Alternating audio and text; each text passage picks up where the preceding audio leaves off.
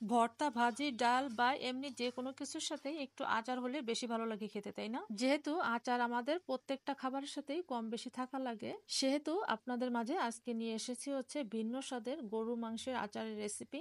এখন প্রত্যেকের ঘরেই কম বেশি গরুর মাংস আছে, আর এই মাংস দিয়ে আপনারা এই মজার আচার তৈরি করে নিতে পারবেন। চলুন তাহলে আজকের এই ভিন্ন স্বাদের গরুর মাংসের আচারের রেসিপিটি দেখে নেওয়া যাক। আর রেসিপিটি যদি ভালো লেগে থাকে তাহলে পেজটি ফলো দিয়ে দেবেন আর একটা লাইক দিয়ে সাথেই থাকবেন। চলুন তাহলে আজকের রেসিপিটি শুরু করা যাক। তো আচারটা তৈরি করার জন্য আগে একটা মশলা রেডি করে নিব। এখানে সামান্য একটু জয়ত্রী নিছি, অল্প একটু নিছি শাহি জিরা, আর একটা জয়ফলের বেশি অর্ধেকটা দিয়ে দিছি। হাফ চামচ পাঁচফোড়ন, 1 চামচ হচ্ছে ধনিয়া, হাফ চামচের থেকে একটু বেশি হচ্ছে জিরা, এখানে 3 থেকে 4টার মতো নিচে হচ্ছে তেজপাতা, আর 7 থেকে 8টার মতো নিচে হচ্ছে শুকনো মরিচ, সাথে দিলাম হচ্ছে এলাচ আর দারচিনি। এখন হচ্ছে এগুলো একটু টেলে নেব, খুব বেশি ভাজার দরকার নেই, অল্প একটু ভেজে নিলে হচ্ছে হয়ে যাবে। আর এই সব কিছু ভেজে হালকা গরম অবস্থায় হচ্ছে গুঁড়া করে নিতে হবে। এখানে আমি গরুর মাংস নিছি, আর মাংস নিছি হচ্ছে 1 কেজির থেকে একটু বেশি, আর মাংসগুলো ছোট ছোট করে কেটে নিছি। আপনারা কিন্তু দেখে বুঝতে পারতেছেন আচারের মাংস কিন্তু ছোট ছোট করেই কেটে নিতে হয়। আর এই মাংসে কোনো তেল চর্বি দেওয়া যাবে না, চাইলে সামান্য একটু হাড্ডি দিতে পারেন, যারা হাড্ডি খেতে পছন্দ করেন সেই হাড্ডিগুলো কিন্তু ছোট ছোট করেই কেটে দিতে হবে।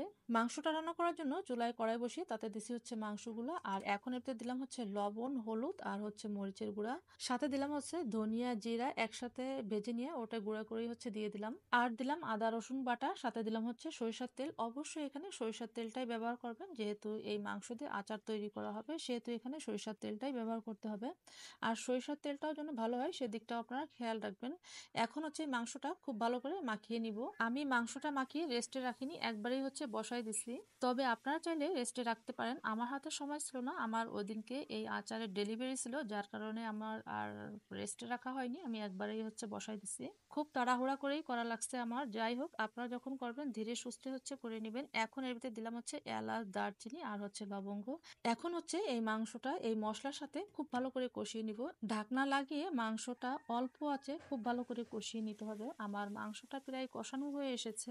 এখন এই মাংসটা খুব ভালো করে সিদ্ধ করে নেওয়ার জন্য দেব হচ্ছে এখানে পানি। এখানে আমি ঠান্ডা পানি নিছি, গরম পানি ইউজ করিনি, তবে আপনারা চাইলে গরম পানি দিতে পারেন। এখন মাংসটা ঢাকনা লাগিয়ে খুব ভালো করে রান্না করে নিব। আমার মাংসটা রান্না হয়ে গেছে, দেখুন মাংসটা কিন্তু একেবারেই কষানো হয়ে গেছে, এতে কিন্তু কোনো মশলাও নাই, মানে মশলাটাও একেবারে মাংসের সাথে লেগে গেছে এবং তেলটাও ফুটে গেছে। ঠিক এরকম ভাবেই হচ্ছে আপনারা মাংসটা কষিয়ে নেবেন।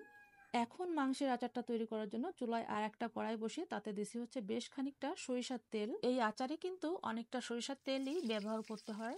তেলটা যখন খুব ভালো করে গরম হয়ে যাবে তখন ওই পর্যায়ে দিব হচ্ছে এখানে বেশ কতগুলা শুকনা মরিচ। শুকনা মরিচগুলো আমি মাঝখান থেকে ফেলে দিছি, আর ঝালটা আপনাদের পছন্দ অনুযায়ী দিবেন, তবে আচারে একটু ঝাল হলে বেশি ভালো লাগে খেতে। সাথে দিলাম হচ্ছে আস্ত পাঁচফোড়ন, আর দিলাম হচ্ছে 5 থেকে 6টার মতো আস্ত দেশি রসুনের কোয়া, ওটাই হচ্ছে দিয়ে দিলাম। আপনারা চাইলে বড় বড় যে রসুনের কোয়া ওটাও দিতে পারেন, তবে আমার কাছে এটা দিলেই বেশি ভালো লাগে, যার কারণে আমি এই রসুনের কোয়া দিছি। এগুলো একটু হালকা ভেজে এরপরে দিলাম হচ্ছে মশলা, দিলাম হচ্ছে আদা রসুন আর হচ্ছে সাদা সরিষা বাটা। আপনারা চাইলে এখানে কালো সরিষা বাটাও দিতে পারেন, তবে আমার কাছে সাদা সরিষা ছিল যার কারণে আমি এখানে সাদা সরিষা বাটা দিছি। সাথে দিলাম হচ্ছে ধনেপাতা বাটা, আর হচ্ছে লবণ, হলুদ, সাথে দিলাম হচ্ছে শুকনো মরিচের গুঁড়া। আর এখানে অবশ্যই ধনিয়া পাতা বাটা ব্যবহার করবেন যদি ভালো টেস্ট পেতে চান। এই আচারে ভিন্ন স্বাদ চলে আসবে এই ধনিয়া পাতা বাটা দেওয়াতে, এই জন্য অবশ্যই এখানে ধনিয়া পাতা বাটাই দিতে হবে। এই সব মশলা ভালো করে মিশিয়ে নিয়ে এখন এর ভিতরে দিব হচ্ছে তেঁতুলের কাদ। এই তেঁতুলের কাঠটা আমি আগেই তৈরি করে রাখছিলাম, আর আচারে একটু টক টক হলে বেশি ভালো লাগে খেতে। আর এখন দিলাম হচ্ছে বোম্বাই মরিচ, আর এই বোম্বাই মরিচ দিয়াতে আচারের অনেক সুন্দর একটা ফ্লেভার আসবে, তাই অবশ্যই এখানে বোম্বাই মরিচটা অ্যাড করবেন। আমি এখানে বোম্বাই মরিচগুলোর মাঝখান থেকে ফেলে দিছি, আর এখানে বোম্বাই মরিচ নিছি হচ্ছে 5 থেকে 6টির মতো। আর এখন যে জিনিসটা দিচ্ছি এটা হচ্ছে চাটনি। আমি এখানে তেঁতুলের চাটনি নিচ্ছি, আপনারা এখানে যে কোনো চাটনি দিতে পারেন, আর অবশ্যই এখানে এই চাটনিটাই ব্যবহার করতে হবে যদি আচারটা ভালো টেস্ট পেতে চান। আর এর সাথে আমি আরও একটা জিনিস ব্যবহার করব, সেটা হচ্ছে আমের আচার। আমি এখানে টক ঝাল মিষ্টি আমের আচার নিচ্ছি, অবশ্যই এখানে আমের আচারটা ব্যবহার করবেন এই চাটনির সাথে। যদি এই গরুর মাংসের আচারের ভিন্ন টেস্ট পেতে চান অবশ্যই এখানে এই জিনিসগুলো ব্যবহার করতে হবে। এই চাটনি আর আচার দিয়েতে এই মশলায় এত সুন্দর একটা ফ্লেভার ফ্লেভার আসবে আপনাদের মনে হবে যেন এই মশলাই শুধু খাই আর এর ভিতরে মাংস দেওয়ার কোনো প্রয়োজন মনে হবে না। এটা খেতে এতটাই মজার হবে। তাই অবশ্যই এই জিনিসগুলো ব্যবহার করবেন। টকটাকে ব্যালেন্স করার জন্য এখানে দিছি হচ্ছে চিনি, আর চিনিটা দিয়ে এখন মশলাটা খুব ভালো করে কষিয়ে নিলাম। মশলাটা যখন খুব ভালো করে কষানো হয়ে যাবে তখন দিব হচ্ছে সেই মাংসগুলা। আপনারা যদি এখানে চিনিটা ব্যবহার করতে না চান সেক্ষেত্রে আপনারা তেঁতুলের কাঠটা বাদ দিয়ে আচার আর হচ্ছে চাটনিটা দেবেন, ওটা একটু বেশি দিলে হচ্ছে হয়ে যাবে। আমি যেহেতু তেঁতুলের কাঠ দিছি এই জন্যই হচ্ছে আচার আর চাটনিটা একটু কম ব্যবহার করছি, যার কারণে টকটাকে ব্যালেন্স করার জন্য একটু চিনি দেওয়া লাগছে। এই সবকিছু কষাতে কষাতে যখন একটু টেনে আসবে তখন আপনারা চেখে দেখবেন যে ঝাল, লবণ, টক, মিষ্টি সবকিছু ঠিকঠাক মতো আছে কিনা। আমার এখানে চিনিটা একটু কম হয়ে গেছিল, যার কারণে আমি এখানে আরো 1 চামচ চিনি ব্যবহার করছি। সবকিছুতেই কোনো জিনিস পরিমাণ মতো না দিলে সেই জিনিসটা কখনোই ভালো লাগবে না, তাই অবশ্যই আপনারা চেখে দেখবেন। আর আচারটা করার সময় চুলার আঁচটা কমিয়ে হচ্ছে আচারটা তৈরি করে নেবেন। আমার আচারটা প্রায় হয়ে এসেছে, এখন এতে দিব হচ্ছে সেই গুঁড়া মশলাটা যেগুলো আমি আগে ভেজে রাখছিলাম, ওটাই হচ্ছে গুঁড়া করে দিয়ে দিলাম। এখানে আমি সব মশলা ব্যবহার করিনি একবারে, কিছুটা মশলা রেখে দিছি, এটা আমি আবার পরে ব্যবহার করব। ধাপে ধাপে এই গুঁড়া মশলাটা ব্যবহার করলে আচারের ফ্লেভারটা অনেক সুন্দর আসে, যার কারণে আমি এখানে একবারে ব্যবহার করিনি।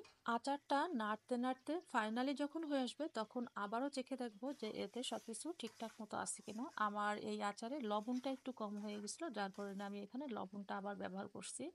আর এই যে দেখুন আচারের লুক, আচারটা ঠিক কেমন করে করছি।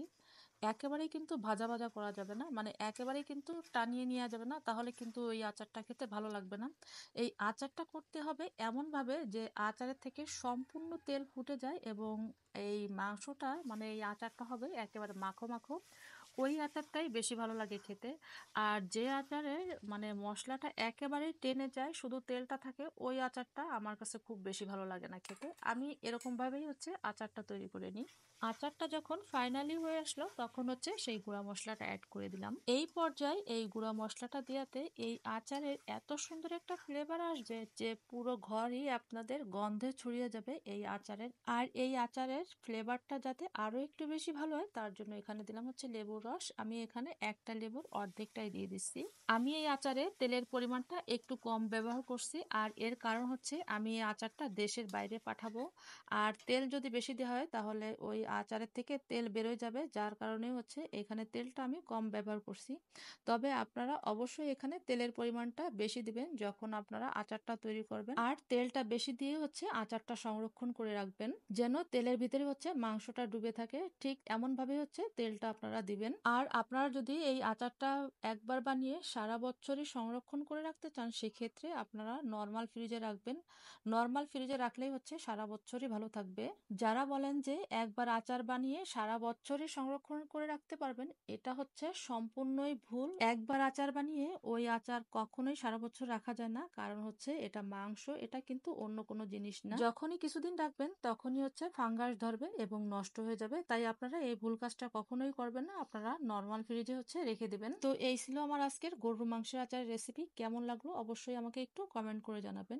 আবারও দেখা হবে এরকম কোনো রেসিপিতে, সে পর্যন্ত সবাই ভালো থাকুন। আল্লাহ হাফেজ।